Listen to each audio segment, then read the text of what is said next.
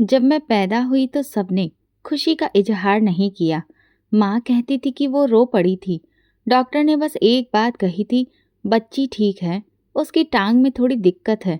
वो दिक्कत मेरी पूरी जिंदगी के लिए एक नासूर बन गई। लोगों ने मुझे नाम नहीं दिया, बस नाम रख दिया, लूली लंगड़ी। मैं कविता हूँ, लेकिन किसी ने भी मुझे मेरे नाम से नहीं पुकारा। शुरुआत में मुझे समझ नहीं आता था कि मेरे साथ ऐसा व्यवहार क्यों किया जाता है। जब भी बच्चों के साथ खेलना चाहती, हंसना चाहती और गली में पहुंचती तो उनकी नज़रों का रुख बदल जाता। बच्चों की आंखों में हैरानी नहीं, एक अजीब सी हकराहट थी। एक दिन ये बच्ची ने अपनी माँ से कहा, ये लड़की अजीब क्यों है? और उसकी माँ ने बड़े आराम से कहा, ये लंगड़ी है ना बेटा। मेरे 3 भाई थे और मैं इकलौती बहन, लेकिन कभी किसी ने मेरे दिल की बात नहीं सुनी। घर में मेरा मजाक बनाया जाता, जैसे मेरा वजूद ही शर्मिंदगी हो। बड़े भाई कभी भी नाम लेकर नहीं बुलाते, हमेशा आवाज देते, अरे लंगड़ी पानी ला, लंगड़ी चाय बना। कभी कभी सोचती, क्या उनके दिल में मेरे लिए प्यार है? शायद था भी, लेकिन वो उसे जाहिर करने का तरीका भूल गए थे। माँ की गोद में तो मैं सहारा लिया करती थी, लेकिन कभी कभार गुस्से में वो भी मुझसे वही बातें सुना देती थी। लूली लंगड़ी बात सुन ले, तू बात क्यों नहीं मानती? मैं अंदर से टूट जाती, लेकिन माँ भी मजबूर थी। शायद वो अपने अंदर का गुस्सा, अपनी बेबसी मेरे वजूद पर निकाल देती थी। मैं रोती नहीं थी, बस चुप हो जाती थी। मोहल्ले में मेरा जिक्र होता तो नाम से नहीं, हालात से। लूली लंगड़ी की माँ बाजार गई है, या लूली लंगड़ी आज फिर गली में गिर गई। वो सब मुझे मेरी टांग से पहचानते थे, मेरी आंखों से नहीं, मेरी बातों से नहीं, मेरे सपनों से नहीं। उनके लिए मैं एक मजाक थी। मैं शीशे में खुद को देखती, एक मासूम चेहरा, लेकिन एक फर्क जो सबको कांटे की तरह चुभता था। कभी कभार खुद से कहती, काश मैं भी सबकी तरह होती तो मेरी भी तारीफ होती।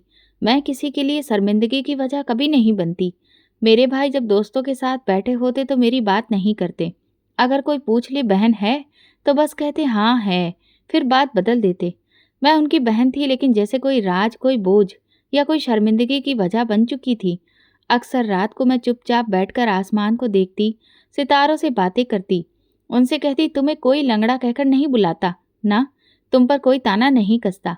वो चुप रहते थे, लेकिन ऐसा लगता कि सुन जरूर रहे हैं। एक दिन माँ ने मुझे गोद में लिया और पूछा, बेटा अगर मैं मर गई तो फिर तू क्या करेगी? मैं कुछ नहीं बोली। दिल में सिर्फ यही आया, शायद तब लोग मुझ पर तरस खाएं, मुझे इंसान समझें। अब जब कोई मुझे लूली लंगड़ी कहता तो दुख नहीं होता, क्योंकि मैं समझ गई थी ये दुनिया सिर्फ वही देखती है जो आंखों के सामने होता है। दिल की खूबसूरती, नियत की सच्चाई, इनका कोई वजन नहीं होता। लेकिन एक बात मैं हमेशा कहती हूँ, मैं कविता हूँ, और चाहे दुनिया कुछ भी कहे, भगवान ने मुझे जैसा बनाया है वैसा ही सबसे बेहतर है। मेरे बचपन का कोई खास साथी नहीं था, ना कोई सहेली जो मेरा हाथ पकड़कर गली में दौड़े, ना कोई बच्चा जो मेरे साथ खेलने को तैयार हो। गली में चहल पहल होती, बच्चे शोर मचाते, लेकिन जैसे ही मैं वहां कदम रखती, सब चुप हो जाते। निगाहें मेरा पीछा करती, जैसे मैं कोई गैर मामूली चीज हूँ। कुछ लोग तो खुसुर फुसुर कहते और कुछ लोग जोर से हंस पड़ते। एक दिन माँ मुझे नई चप्पल दिलाकर लाई। मैं बहुत खुश हुई। चप्पल पहनकर गली के नुक्कड़ तक चली गई।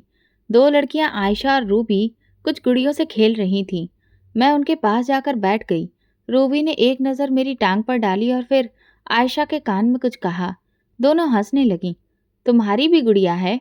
रूबी ने पूछा। अरे इसकी तो गुड़िया भी लंगड़ी होगी। मैं वहां से उठकर तेजी से वापस घर आ गई। माँ ने पूछा, क्या हुआ बेटा? मैंने कहा, कुछ नहीं, लेकिन मैं समझ गई थी ये कोई पहला मौका नहीं था। ऐसे बहुत सारे लम्हे थे, किस किस को मैं गिनवाती। सर्दियों की एक शाम याद है, सब बच्चे पतंग उड़ा रहे थे। मैं छत पर चली आई, हाथ में सिर्फ एक डोर थी, बस देखने का शौक था। नीचे से आवाज आई, अरे लंगड़ी ऊपर क्या कर रही है? अगर कहीं गिर गई तो इल्जाम हम पर ही ना आ जाए। मेरा हाथ वहीं रुक गया, डोर छूट गई। दिल ने कहा, वापस चली जाओ, तुम्हारे यहाँ कोई नहीं। मोहल्ले में एक शादी थी, सब बच्चे नाच गाने की रिहर्सल में व्यस्त थे। मैंने माँ से कहा, मुझे भी जाना है। माँ ने मुझे तैयार किया, मेरे दुपट्टे में सितारे लगाए, कानों में छोटे झुमके पहनाए। जब मैं वहां पहुंची, सबने नजर फेर ली, कोई एक बच्चा भी मुझसे नहीं बोला। फिर किसी ने कहा, आज हमें लंगड़ी के साथ नाचना है। मैं एक तरफ खड़ी रही, थोड़ा सा हिली तो सबकी हंसी निकल गई। एक बच्चा बोला, ये नाचेगी, इसकी तो कमर भी बराबर नहीं पड़ती। उस दिन मैं सिर्फ 2 मिनट बाहर रुकी, फिर वापस आ गई। माँ मेरे पीछे आई।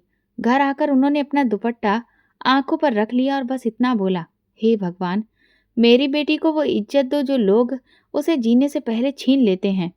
ऐसा ही एक और दिन गर्मियों की छुट्टियों में बच्चों ने क्रिकेट मैच रखा। मैं दरवाजे के पीछे खड़ी सब देख रही थी। जैसे ही आगे बढ़ी, एक बच्ची ने अपना बैट फेंक कर कहा, अगर ये खेलेगी तो मैं नहीं खेलूंगी। मैं वापस चली आई। कभी कभी सोचती, क्या मेरा जुर्म ये है कि मैं थोड़ा अलग हूँ? फिर खुद को जवाब देती, शायद हाँ, मैं सबके लिए तमाशा थी।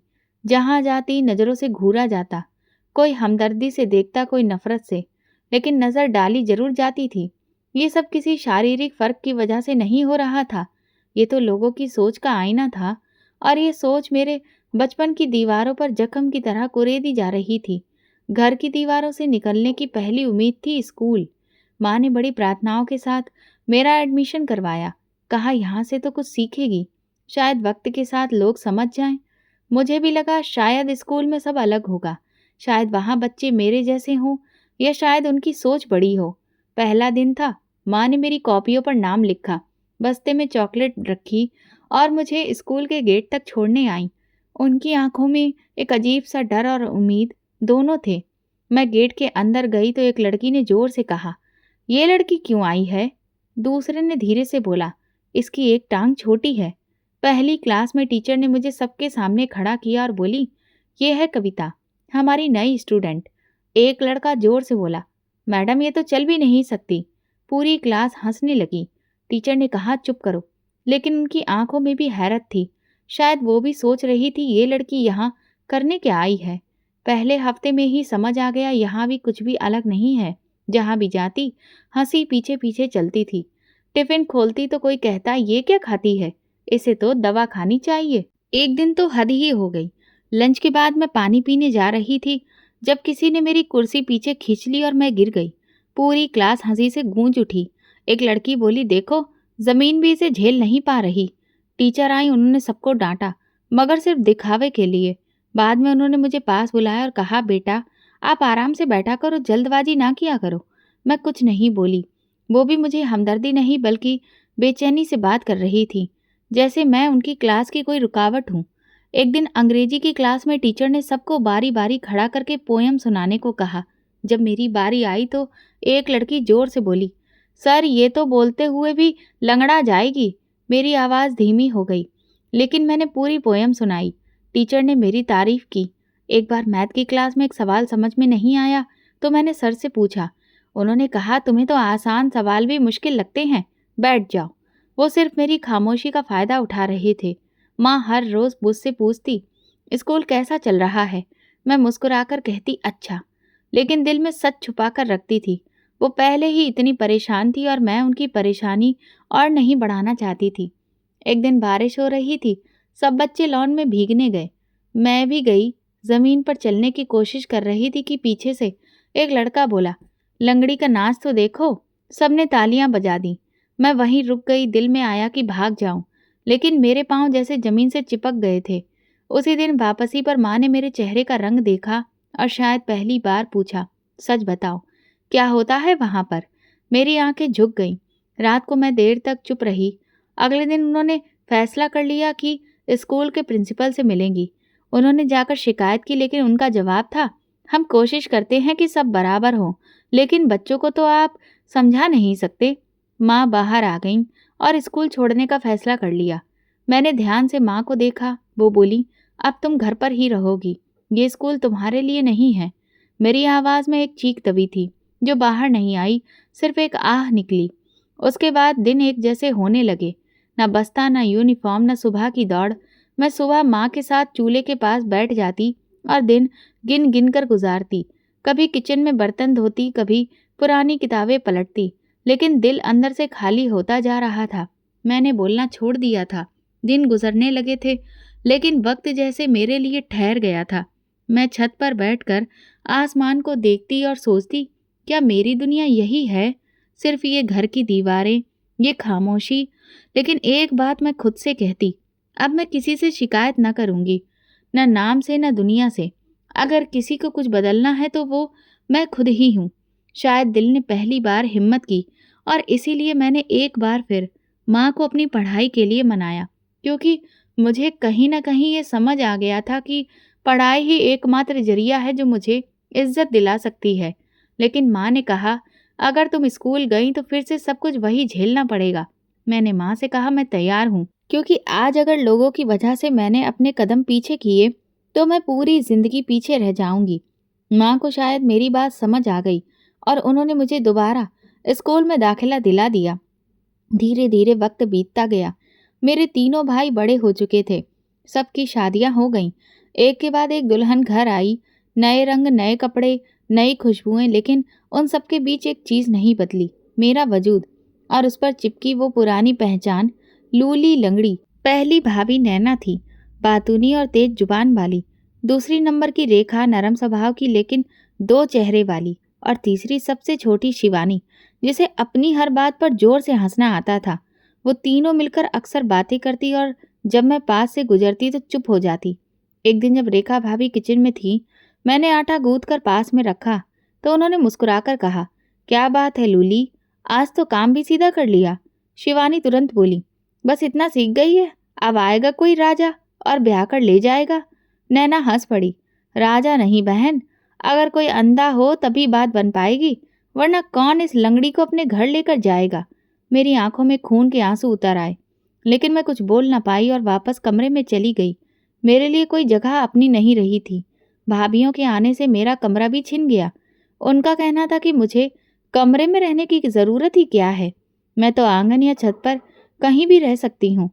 इन सब लोगों के बीच में सिर्फ माँ ही मेरी ढाल थी, लेकिन वो भी थक चुकी थी, क्योंकि वो जानती थी कि हर बात पर बोलना मतलब झगड़े को बढ़ावा देना है। अक्सर वो कहती, "बेटा, सब बर्दाश्त करो, ये घर है, यहाँ तो उनकी ही चलेगी।" मैं भी सर हिला देती। अगर कभी कोई मेहमान आ जाता तो नैना मुझे किचन में रोक लेती, "तो उनके सामने मत जाना, लोग सवाल करते हैं।" रेखा अक्सर मेरे बारे में कुछ कहती और जोड़ती, "हाँ, एक बहन और है, थोड़ी कमज़ोर है।" एक दिन मैंने माँ से कहा, "मैं बैंक की तैयारी करना चाहती हूँ और इसके लिए कोचिंग जाना चाहती हूँ। शायद उससे कुछ मैं बन जाऊँ और कम से कम व्यस्त तो रहूँ।" माँ सुनकर खुश हुई, लेकिन नैना बोली, "तेरे बस का है रोज रोज इतनी दूर चल कर जाना? और फिर इतने पैसे कहाँ से आएंगे?" तभी रेखा भाभी बोली, "अब तक जो सुनते आ रहे थे वो क्या कम थे जो और नए लोगों के ताने सुनवाओगी?" तीसरी भाभी कहने लगी, "अरे करने दो, कम से कम इसका वक्त तो कटेगा।" लेकिन उनकी आवाज़ में भी तंज था। घर के सारे काम मेरी ही जिम्मेदारी पर थे। भाभियाँ बस अपने आप में व्यस्त रहती। माँ भी अब कुछ कहने की हिम्मत नहीं रखती थी। एक दिन माँ बीमार हो गई। 2 दिन तक बुखार रहा। मैंने उन्हें दवाइयाँ दी, सेवा की, पानी गर्म किया, खिचड़ी बनाई, लेकिन इस सब का श्रेय भी भाभियाँ ही बटोरती रहीं। दूसरों के सामने यही कहती, "माँ तो हमारे दम पर ही चल रही हैं, वरना कब की जा चुकी होती।" ये सुनकर मैं सिर्फ खामोश हो जाती। कभी कभी मन करता था कि भाभियों के बीच बैठूं, बातें करूं, हंसूं, लेकिन मैं जानती थी कि अगर उनके पास गई तो फिर से मेरा ही मजाक बनाया जाएगा। और अगर कभी मैं खुद के लिए थोड़ा समय निकालने की कोशिश करती तो मुझे कोई ना कोई काम सौंप दिया जाता। कभी चूल्हा जलाने को, कभी कपड़े समेटने को, तो कभी बाजार से सामान लाने को। सब कुछ ऐसा लगता था जैसे मेरा वजूद इस घर में सिर्फ काम करने के लिए है। मैं हर रोज भगवान से प्रार्थना करती, "अगर ये इम्तिहान है तो मुझे सब्र देना।" कुछ दिनों तक मैंने सिलाई का काम किया और उससे जो भी पैसे जमा हुए वो अपनी कोचिंग की फीस में लगा दिए। और फिर मैंने बैंक की तैयारी शुरू कर दी। एक दिन माँ ने मेरे हाथ में एक पर्ची पकड़ा दी और कहा, "नुक्कड़ वाली दुकान से ये सारी चीज़ें ले आओ।" मैंने दुपट्टा ठीक किया, पर्ची मुट्ठी में दबाई और गली में निकल पड़ी। सामने से 4 लड़कियां आ रही थीं। मैंने उनकी ओर न देखा, बस नज़रें नीचे करके निकल गई। वे कहने लगी, "देखो तो, ये लूली लंगड़ी अब हमारी बराबरी करने चली है। सोचती है कि बैंक की तैयारी कर रही है तो कुछ बन जाएगी। खुद से तो चला नहीं जाता, बैंक में क्या काम करेगी खाक? सब काम खराब करेगी।" एक और लड़की बोली, "अरे सोचो इसका पति कैसा होगा, इसे देखेगा तो भाग जाएगा। कौन अपनाएगा ऐसी लड़की को?" उनके शब्द सीधे मेरे दिल में चुभ गए। एक पल को ऐसा लगा जैसे मेरे पैरों का दर्द और बढ़ गया हो। पर्ची पसीने से गीली हो चुकी थी। मैंने उनकी तरफ नहीं देखा, लेकिन कान हर शब्द सुन रहे थे।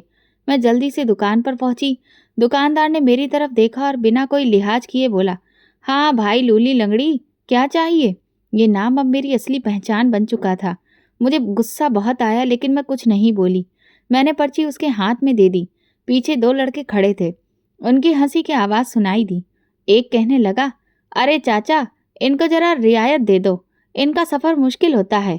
चाचा ने भी हंसते हुए कहा, हाँ हाँ, स्पेशल छूट, लंगड़ों की रियायत। सब हंस पड़े। मैं पत्थर बनी खड़ी रही। दिल जैसे सुन्न हो गया था। कुछ भी कहने का मन नहीं था। जी चाहता था कि ज़मीन फट जाए और मैं उसमें समा जाऊं। मैंने चुपचाप सामान लिया, पैसे दिए और वापस लौटने लगी। रास्ते में वही लड़कियां अब पेड़ के नीचे खड़ी थीं। उनके हाथों में कोल्ड ड्रिंक्स थी। एक ने मेरी तरफ देखा और बोली, देखो तो इसके चलने का स्टाइल, रैंप वॉक, लंगड़ी वर्जन। मैंने अपने कदम तेज कर दिए, लेकिन मेरे कदमों की रफ्तार, दिल की धड़कन सब बिखर चुके थे। घर का दरवाज़ा दिखा तो जैसे किसी पनाह में पहुंच गई। जैसे ही माँ ने दरवाज़ा खोला और मेरा चेहरा देखा तो फौरन बोली, क्या हुआ? किसी ने कुछ कहा? मैंने बस इतना कहा, थक गई हूँ। सामान उनके हाथ में पकड़ाया और चुपचाप अपने कमरे में चली गई। दरवाज़ा बंद किया और धीरे से बैठ गई, जैसे कुछ हुआ ही नहीं। लेकिन वो शब्द, कौन अपनाएगा ऐसी लड़की को, कानों में गूंजते रहे। ये सवाल सिर्फ उन लड़कियों का नहीं था, बल्कि मोहल्ले का, रिश्तेदारों का, यहाँ तक कि मेरे घर वालों का भी। थोड़ी देर बाद नैना भाभी बोली, जल्दी नीचे आओ, माँ बुला रही हैं। वैसे भी बाहर जाकर जब आईना देखोगी तो लगेगा जैसे तूफान आया है। फिर वो हंसने लगी। मैं नीचे आई। माँ ने कहा, कल तुम्हारे लिए नए कपड़े सिलवा दूंगी, सब पुराने हो गए हैं। तभी शिवानी भाभी बोली, क्या करेगी नए कपड़ों का? ना तो किसी महफिल में जाती है, ना रिश्तेदार आते हैं। रेखा भाभी मुस्कुराकर बोली, रिश्तेदार आ भी गए तो वापस चले जाएंगे। अगर ज़्यादा देर तक देख लिया तो शायद हमदर्दी में कुछ दे भी जाएं। मैंने माँ की ओर देखा। वो चुप थी, लेकिन उनकी आंखों में दर्द साफ था। उस दिन का बोझ मेरी हड्डियों में नहीं, दिल में उतर गया था। दुकान पर वो सुनी गई बातें, गली की हंसी, शिवानी की चुभती बातें और वो सवाल, कौन अपनाएगा ऐसी लड़की को, सब कुछ अंदर जमा हो रहा था और उबल रहा था, जैसे कोई लावा जो बाहर नहीं आना चाहता। मैंने फिर से अपनी किताबें उठाई और खुद को उनमें डुबो दिया, लेकिन पढ़ाई में मन नहीं लग रहा था। बस बार बार भगवान का नाम जुबान पर आ रहा था और आंसू बेहिसाब बह रहे थे। हे भगवान, मुझे हिम्मत दो ताकि मैं खुद को वैसे देख सकूं जैसे तुमने मुझे देखा है। इन लोगों की नज़र में भी मेरी कदर हो। कुछ दिन बाद रेखा भाभी माँ के पास आई और बोली, माँ जी, मेरे भाई की फैक्ट्री में एक औरत काम करती है। उसका देवर है। उसकी पत्नी का देहांत हो चुका है। 3 बच्चे हैं, लेकिन आदमी बहुत अच्छा है। आप चाहें तो कविता की बात कर लें। माँ ने एक नज़र मेरी तरफ देखा, फिर धीरे से बोली, कर लो बात। वक्त कब किसके हक में हो जाए कहा नहीं जा सकता। मैं चुप रही। रेखा ने ये बात धीरे से शिवानी को बताई। रात को शिवानी नैना के साथ बैठकर बोली, शुक्र है कम से कम कोई तो मिला जो इस लंगड़ी को घर ले जाने को तैयार है। 2 दिन बाद माँ ने मुझे नए कपड़े दिए और कहा, इन्हें पहन लो, मेहमान आ रहे हैं। मैंने आंखों में सवाल लिए पूछा, किस लिए? माँ बोली, सिर्फ मिलने के लिए, देखेंगे, बात करेंगे। मैं चुपचाप तैयार हो गई। मेहमान आए। एक ठीक ठाक उम्र का आदमी था, साथ में 2 लड़के और शायद एक बेटी भी थी। उसने मुझे देखकर मुस्कुराया। थोड़ी देर बातचीत हुई। जब चाय खत्म हुई तो वो माँ के पास आया और बोला, बहन जी, हम फिर बात करेंगे। माँ ने पूछा, आपको लड़की कैसी लगी? उसने एक पल मेरी ओर देखा और बोला, देखने में ठीक है, पर चलती है तो ऐसे जैसे जमीन तोड़ डालेगी। माँ पत्थर हो गई। फिर उसने हंसकर कहा, देखिए, मेरी बात का बुरा मत मानिए, लेकिन मैं अपने बच्चे पाल रहा हूँ। मुझे एक पूरी औरत चाहिए। हमदर्दी से शादी नहीं होती। वो मुड़कर चला गया। माँ कुछ देर वहीं बैठी रही, फिर अंदर जाकर मेरी तरफ देखा और सिर्फ इतना कहा, कुछ भी नहीं हुआ, तुम अपना दिल छोटा मत करना। रात को भाभियाँ साथ बैठकर मेरा मजाक उड़ा रही थी। अब बताओ, इससे तो 2 बच्चों का बाप तक बहाने बना रहा है, तो फिर भला कौन मिलेगा? शायद कोई अंधा ही इससे शादी करे। मैं उनकी बातें सुनती रही, न रोई न हंसी, बस सोचती रही, शायद भगवान मुझे खुद से खुद को जोड़ने के लिए सब दिखा रहा है। इसके बाद जैसे सिलसिला चल निकला। 2 और रिश्ते आए, जिनमें से एक मुझसे 40 साल बड़ा आदमी था। उसने भी मुझे देखकर ठुकरा दिया, और एक जो 10 साल बड़ा था और उसका खुद का पैर भी पूरी तरह से बेकार था, लेकिन उसने भी मुझे नहीं अपनाया। कहने लगा, मैं लंगड़ा हूँ तो क्या हुआ, मैं मर्द हूँ, मैं एक ऐसी लड़की से शादी हरगिज नहीं करूंगा। इसके बाद तो जैसे माँ की आंखों में हर समय दर्द दिखने लगा। मैंने उनकी आंखों में पहली बार फिक्र देखी, जिसमें बेबसी भी शामिल हो चुकी थी। वो जल्दी खाना पकाती और जल्दी सो जाती और कम बात करती। उनका दिल जैसे अंदर से खाली हो रहा था।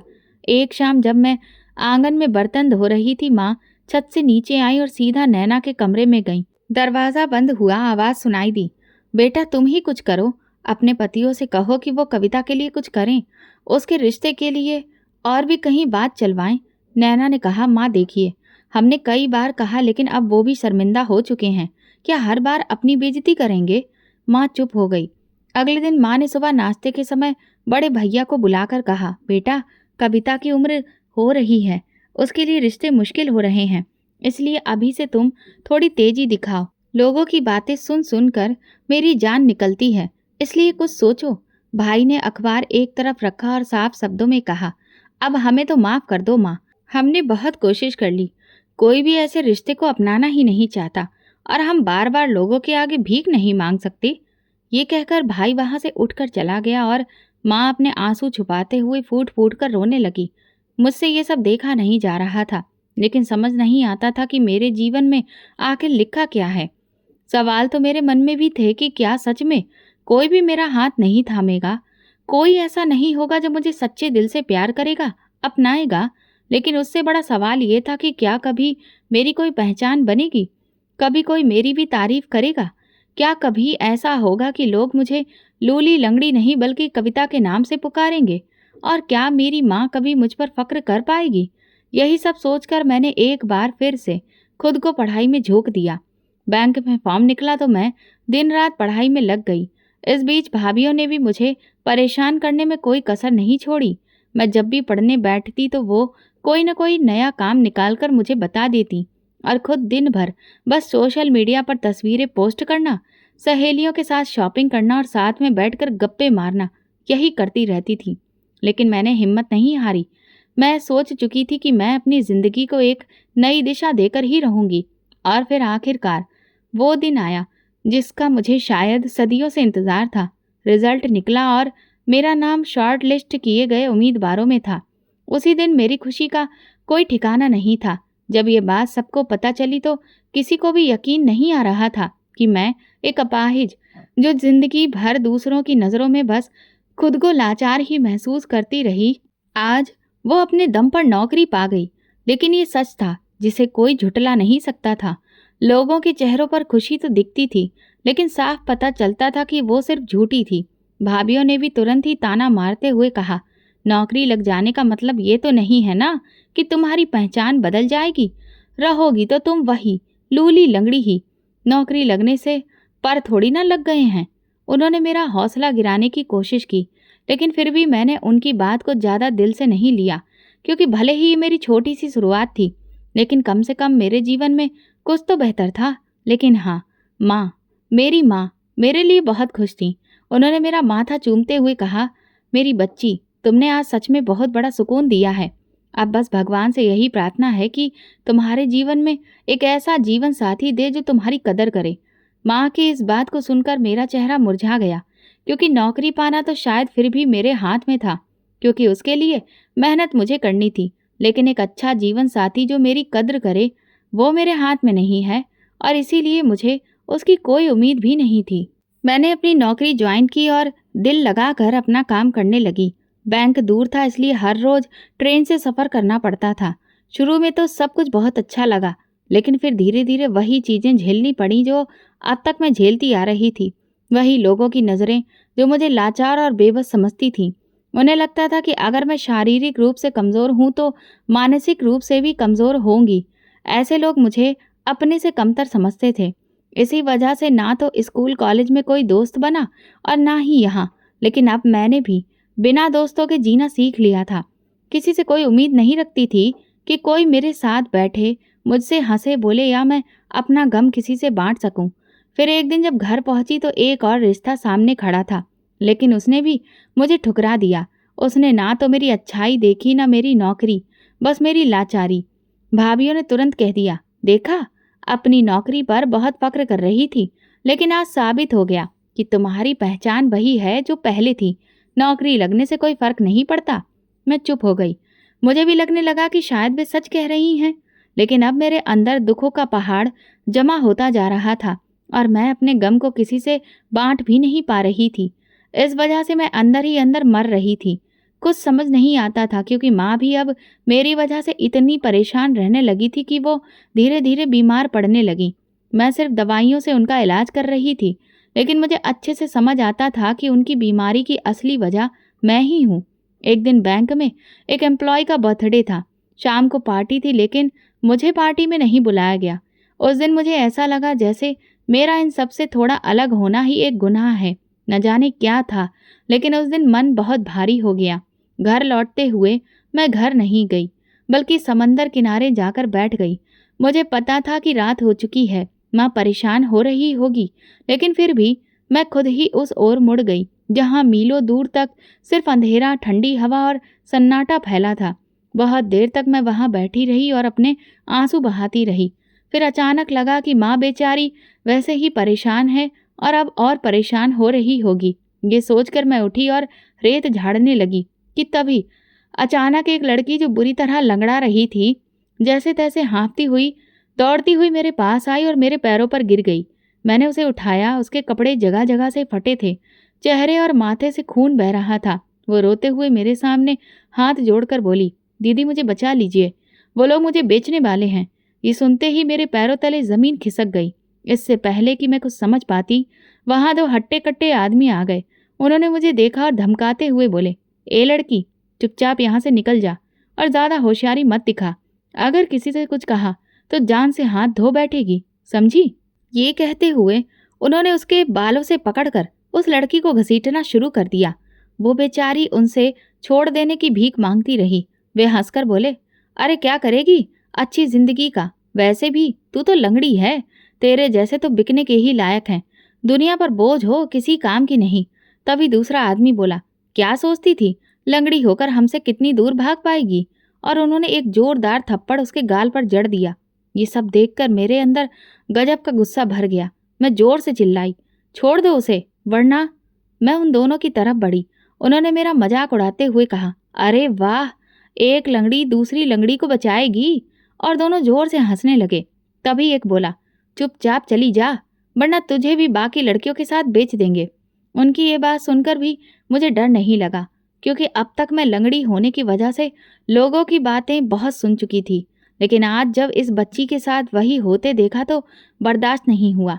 मैं पीछे नहीं हटी। उनमें से एक मेरी तरफ गुस्से में बढ़ा। मैं थोड़ी डरी, क्योंकि वो बहुत ताकतवर था और मैं तो ठीक से दौड़ भी नहीं सकती थी। लेकिन आज कुछ भी हो, मुझे उस बच्ची को बचाना था।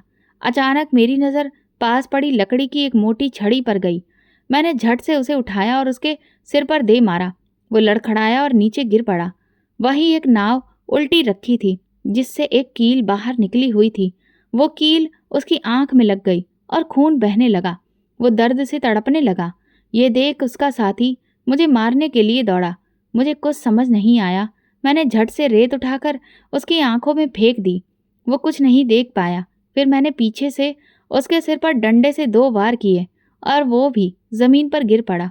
मैंने उस लड़की को पास बुलाया और कहा, डरने का वक्त नहीं है, अब हमें इन्हें सबक सिखाना होगा और पुलिस को सौंपना होगा। ये सुनकर वो लड़की भी थोड़ा संभली और मेरा साथ देने लगी। मैंने तुरंत अपने दुपट्टे को फाड़कर 2 टुकड़े किए और उनके हाथ और मुंह कसकर बांध दिए।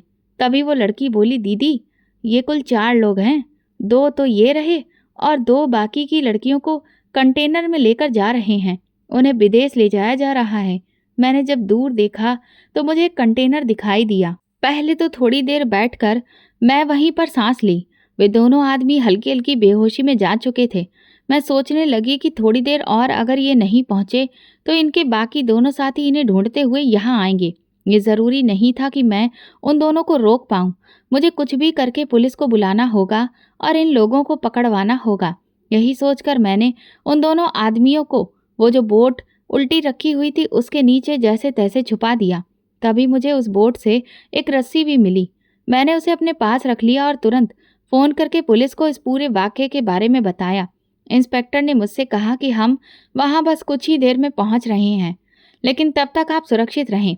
मैं वहां पर पुलिस का इंतजार करने लगी कि तभी मैंने देखा कि दूर से 2 आदमी हमारी तरफ ही आ रहे हैं। मैं समझ गई कि ये इन लोगों के बाकी के साथी हैं। मैं तुरंत उस लड़की को लेकर पास में ही जो जंगल शुरू हो रहा था वहां छुप गई। वे आदमी काफी देर तक यहाँ वहां देखते रहे। उन्होंने अपने उन दोनों साथियों का नंबर भी मिलाया, लेकिन भगवान की कृपा से उनका फोन या तो साइलेंट था या फिर मिल नहीं रहा था। उनके फोन की घंटी नहीं बजी।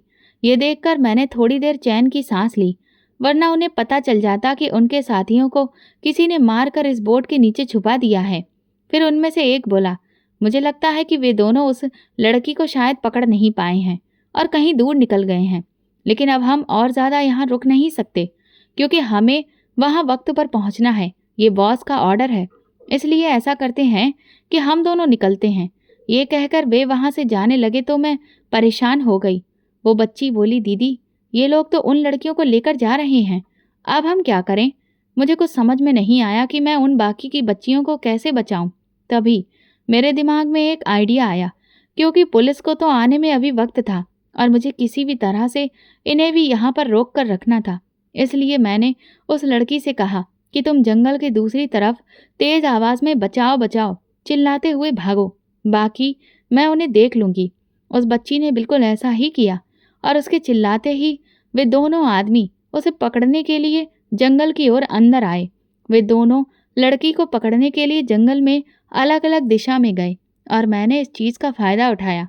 मैं धीरे से एक आदमी के पास पहुंची और जैसे ही वो पलटा, मेरे बैग में जो पेपर स्प्रे रहता था उसे मैंने उसकी आंखों में छिड़क दिया, जिससे उसे तेज जलन हुई और वो वहीं बिलबिलाता हुआ ज़मीन पर गिर पड़ा। फिर मैंने तुरंत उसके मुंह में कपड़ा ठूस कर उसके हाथ पैर को रस्सी से बांध दिया और ठीक ऐसा ही मैंने उनके चौथे साथी के साथ भी किया। कुछ ही देर में पुलिस वहां पहुंच गई थी। उन सभी लड़कियों को बचा लिया गया और बस अगले ही दिन हर अखबार की सुर्खियों पर सिर्फ मेरा ही नाम था। मेरी ही तस्वीर फ्रंट पेज पर छपी हुई थी। सुबह जब हुई तो मेरे घर के बाहर रिपोर्टर्स की लाइन लगी हुई थी। हर कोई मेरा इंटरव्यू लेना चाहता था। ये देखकर मेरी भाभीयों और मोहल्ले वालों की आंखें फटी की फटी रह गईं। उनमें से कोई कल्पना भी नहीं कर सकता था कि एक दिन मुझे इतनी बड़ी पहचान मिल जाएगी। घर लौटकर मैंने इस हादसे के बारे में माँ से भी कुछ भी नहीं कहा था और जब अचानक से ये सब हुआ तो वे सब हैरान रह गए। फिर मैंने पूरा वाकया एक एक करके बताया। इसके बाद तो जैसे बधाइयों का सिलसिला शुरू हो गया। हर कोई मेरे साथ फ़ोटो खिंचाना चाहता था। मुझे पुलिस डिपार्टमेंट्स की तरफ से सरकारी सम्मान देने के लिए बुलाया गया और मुझे जिले के डीएम ने अपने हाथों से इनाम दिया। वहाँ एक से एक बड़े पॉलिटिशियंस भी मौजूद थे। हर कोई मुझसे हाथ मिलाना चाहता था और लोग मेरी बहादुरी की तारीफ़ें करते नहीं थक रहे थे, क्योंकि मैंने एक बहुत बड़े रैकेट का पर्दाफाश किया था। एक ऐसा गैंग जिसने न जाने कितने ही लंबे समय से पुलिस पकड़ नहीं पा रही थी। उनके आदमी बहुत चालाक थे और उन्हें पकड़ना बहुत मुश्किल हो चुका था। ये मेरी ज़िंदगी का एक बहुत बड़ा मोड़ था, क्योंकि इसके बाद तो ऐसा लगा कि अब अचानक से सबकी नज़रें मेरे लिए बदल गई हैं। हर कोई मुझसे इज्जत से पेश आने लगा। अब किसी की नज़र में मेरा लंगड़ापन नहीं दिख रहा था, बल्कि हर कोई मुझसे रिश्ता जोड़ना चाह रहा था।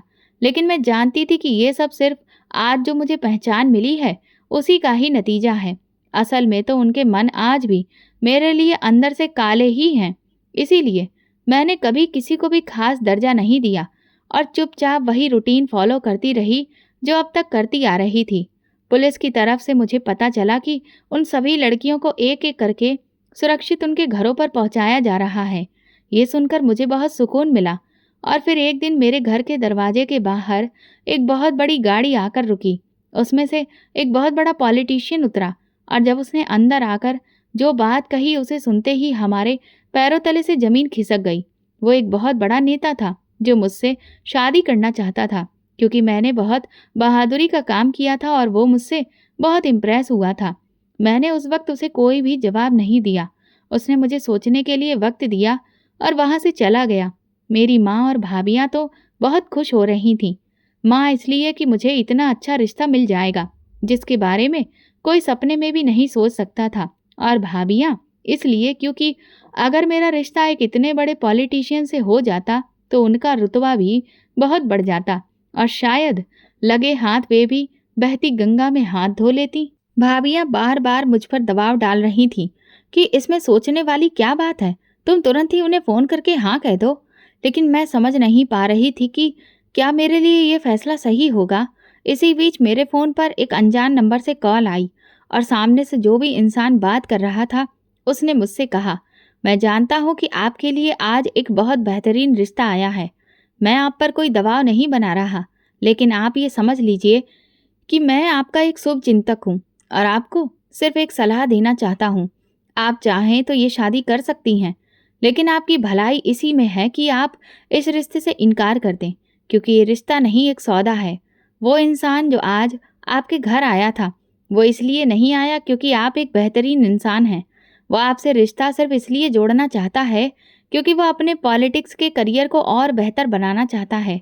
इस वक्त आप हर अखबार की सुर्खियों में हैं, हर न्यूज़ चैनल पर छाई हुई हैं। अगर आपकी शादी उस राजनेता से हो जाती है तो लोगों के दिलों में उसके लिए भी हमदर्दी और ज़्यादा बढ़ जाएगी और आपके लिए तो पहले ही लोग तारीफ़ें करते थक नहीं रहे हैं। फिर वो आपको राजनीति के क्षेत्र में उतार कर अपने करियर को नई ऊंचाइयों तक पहुंचाने की कोशिश करेगा। सीधी बात यह है कि आप उसकी पत्नी नहीं, एक सीढ़ी बनेगी जिसका इस्तेमाल वो अपनी ऊंचाइयों तक पहुंचने के लिए करेगा। इससे पहले कि मैं उस इंसान से पूछती कि वो कौन है, उसने फ़ोन काट दिया। न जाने क्यों, लेकिन उस अनजान आदमी की बात पर मुझे भरोसा हो रहा था, क्योंकि मुझे खुद भी वो पॉलिटिशियन एक नज़र भी नहीं भा रहा था। उसकी निगाहें, बोलचाल का तरीका, सब कुछ लालच से भरा हुआ था। यही सोचकर मैंने इस रिश्ते से इनकार कर दिया। ये सुनते ही मेरी भाभियां बौखला गईं। माँ भी मुझे समझाने लगी कि मैं गलती कर रही हूँ, लेकिन मैं जानती थी कि मैंने ये फैसला करके कोई गलती नहीं की। मेरे इनकार से उस पॉलिटिशियन के गुरूर को ठेस पहुंची और उसने गुस्से में मुझे धमकी दी, तूने मुझे ठुकरा कर अपने जीवन की सबसे बड़ी गलती की है और इसका खामियाजा तुझे भुगतना पड़ेगा। इधर एक दिन जब मैं अपने काम से लौट रही थी तो अचानक मुझ पर कुछ लोगों ने हमला कर दिया, लेकिन तभी वहाँ पुलिस आ गई और उन्होंने मुझे बचा लिया। उसी रात जिले के एसपी मेरे घर आए और उन्होंने कहा, आपने जो काम किया है उसकी वजह से अब आपके बहुत सारे दुश्मन पैदा हो गए हैं। आज जो हमला हुआ है वो इन्हीं में से किसी ने करवाया है, इसीलिए आपकी सुरक्षा के लिए 2 कांस्टेबल्स की तैनाती घर के बाहर की जा रही है। ये सब देखकर मुझे बहुत ही अजीब लगने लगा कि मेरे जीवन में आखिर हो क्या रहा है। अचानक से इतना बड़ा मोड़, ये दुश्मनी, ये सब कुछ मेरे जैसी एक मामूली लड़की के लिए नहीं बना है। इस हादसे से मेरी माँ बहुत बुरी तरह घबरा गई और फिर उन्होंने एक बार फिर मेरी जल्द से जल्द शादी करने की ठान ली। उन्हें लगने लगा था कि इतनी शोहरत पाने के बाद शायद कोई तो होगा जो मुझे अपनाएगा, लेकिन ये सब कुछ सिर्फ वक्त के साथ था।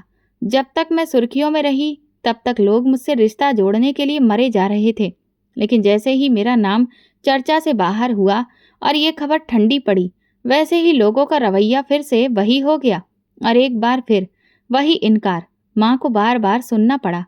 अब वो बहुत डरी हुई और घबराई हुई थी, क्योंकि उन्हें मेरी जान का खतरा हर वक्त दिखाई देता था। इसी बीच एक दिन मेरे घर एक कबाड़ी वाला आया और उसने माँ से मेरा हाथ मांगा। ये देखकर मैं दंग रह गई।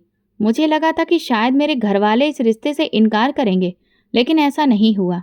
माँ ने मुझे समझाया, बेटा अब बात सिर्फ तुम्हारी नहीं है, हम सबकी भी बन गई है, इसलिए हम चाहते हैं कि तुम जल्द से जल्द शादी करके अपना घर बसा लो और इन सब झंझटों से दूर हो जाओ और मुझे भी इस बोझ से मुक्ति दो। माँ की ये बात सुनकर मैं बहुत उदास हो गई। फिर मैंने भी इसे अपनी किस्मत समझकर अपना लिया और इस शादी के लिए हाँ कर दी। मेरी भाभियाँ तो बहुत खुश थीं। उन्हें लगा कि अब मुझे मेरी अकड़ का जवाब मिल गया है और मेरी शादी एक ऐसे इंसान से हो रही है जिसके काबिल वे मेरी औकात समझती थी। 1 हफ्ते बाद ही शादी थी। तैयारियां बहुत मामूली थी, क्योंकि ना तो उस आदमी के पास इतना पैसा था और ना ही हमारे पास, इसलिए बहुत साधारण तरीके से सब कुछ हो रहा था। भाभियां दिन रात मुझे ताना मार रही थी। हमने तो पहले ही कहा था, उस राजनेता से शादी कर लेती तो रानी बनकर रहती। अब जा इस कबाड़ी वाले के घर और उसके साथ गली गली घूम घूम कर कबाड़ा बेचना। ऐसे आदमी से शादी करने के बाद तो शायद बैंक वाले भी तुझे निकाल देंगे। एक भाभी ने हंसकर कहा, आखिर इस लंगड़ी ने कर ही लिया ना सब बर्बाद। यही इसकी किस्मत है, कभी नहीं बदलेगी। ये भी लाचार है और इसकी किस्मत भी लाचार है। बेचारी इतनी मेहनत करके नौकरी पाई थी, सोच रही थी कि कोई राजकुमार आएगा और ब्याह कर ले जाएगा, लेकिन देखो मिला कौन, एक कबाड़ी। ये कहकर वो जोर जोर से हंसने लगी।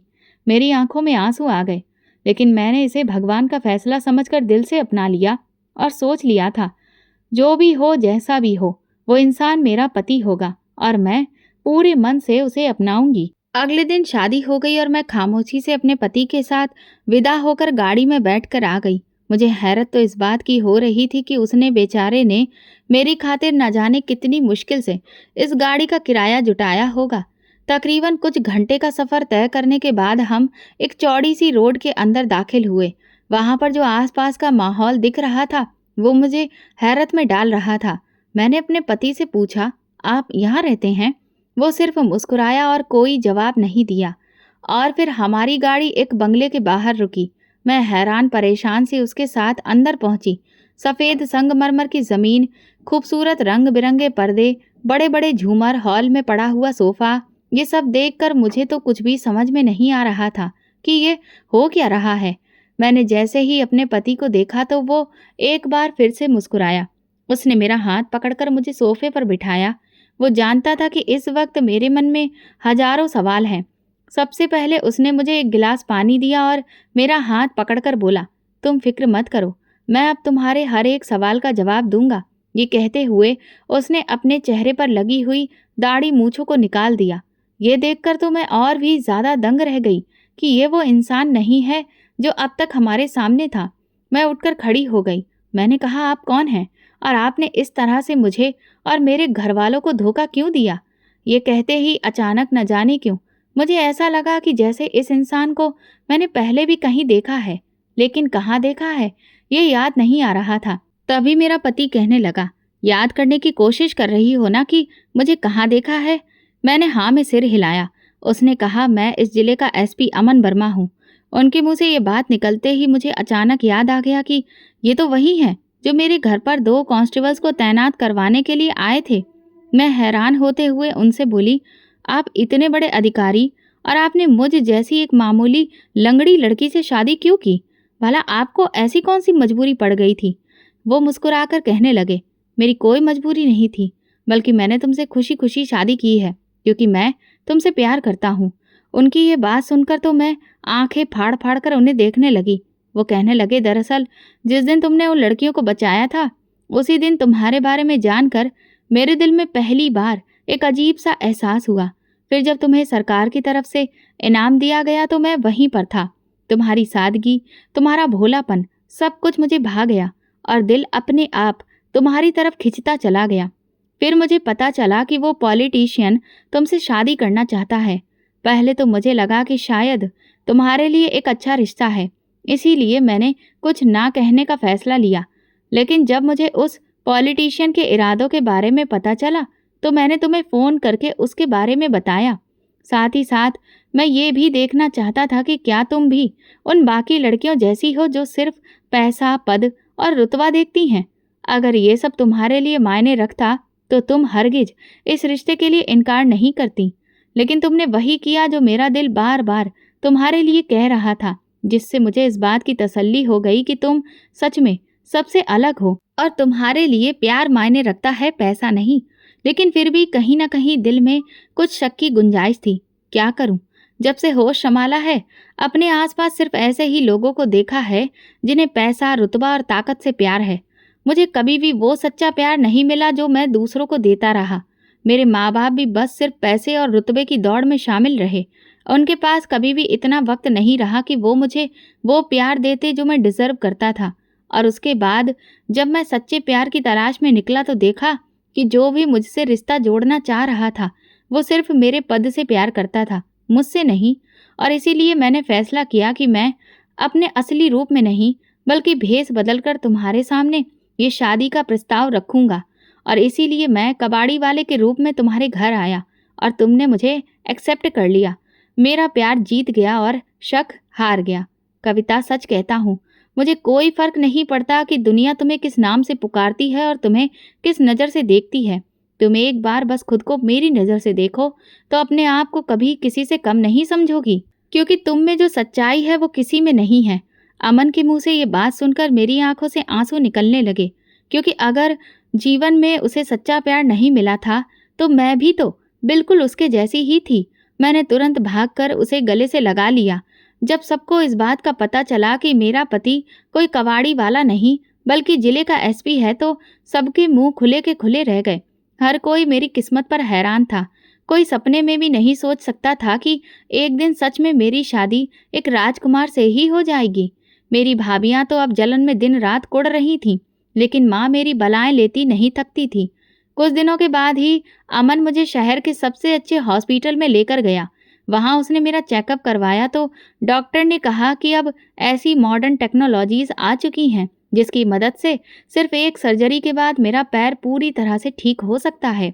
ये सुनते ही हम दोनों के चेहरे खुशी से खिल उठे और फिर अगले महीने ही मेरी सर्जरी हो गई। इसके कुछ दिनों बाद मैंने जब जमीन पर अपना पहला कदम रखा तो मैं खुशी से फूली नहीं समाई, क्योंकि मेरा पैर बिल्कुल सीधा पड़ रहा था। पहले तो मैं धीरे धीरे चली, लेकिन फिर अचानक खुशी इतनी ज़्यादा हुई कि मैं दौड़कर अमन के गले लग गई। अमन ने मेरा हाथ थाम कर कहा, कविता, क्या तुम यूं ही मेरा हाथ थाम कर मेरे साथ चलोगी? मैंने मुस्कुराकर उसे एक बार फिर से गले लगा लिया। हम दोनों घर आ गए। मैंने देखा कि अमन ने मेरे लिए पूरा कमरा गुलाब के फूलों से सजाया हुआ था। वो कहने लगा, अब यह हमारे जीवन की एक नई शुरुआत होगी। 2 दिन के बाद वो मुझे मेरे घर लेकर गया और जब माँ ने मुझे अपने दोनों पैरों पर सही से चलते हुए देखा तो वो तो हैरान रह गईं। भाभियाँ भी आंखें फाड़ फाड़ कर देख रही थीं। माँ को तो यकीन ही नहीं हो रहा था। फिर अमन ने उन्हें सब कुछ बताया। भाभियाँ कहने लगीं, हमें तो लगा था कि ये शायद पूरी जिंदगी लूली लंगड़ी ही रहेगी और बोझ ही बनी रहेगी। अमन तुरंत आगे बढ़कर बोला, मेरी पत्नी किसी पर बोझ नहीं बल्कि वो मेरा फक्र है। ये सुनते ही भाभियों के मुंह बंद हो गए। घर वापसी पर अमन ने मुझसे कहा, अब तुम अपने अतीत को भूल जाओ और अब हम एक नई शुरुआत करेंगे। मैंने कहा, सच में? मैंने सब्र किया और आज भगवान ने मुझे उसका वो फल दिया जो मैं सपने में भी नहीं सोच सकती थी। तो दोस्तों, अगर आपको हमारी कहानी पसंद आई हो तो कमेंट करके ज़रूर बताएं। वीडियो को लाइक करें और ज़्यादा से ज़्यादा शेयर करें। अगर आप मेरे चैनल पर नए हैं तो सब्सक्राइब जरूर करें और नोटिफिकेशन बेल दबाएं ताकि अगली अपडेट सबसे पहले आपको मिले। धन्यवाद।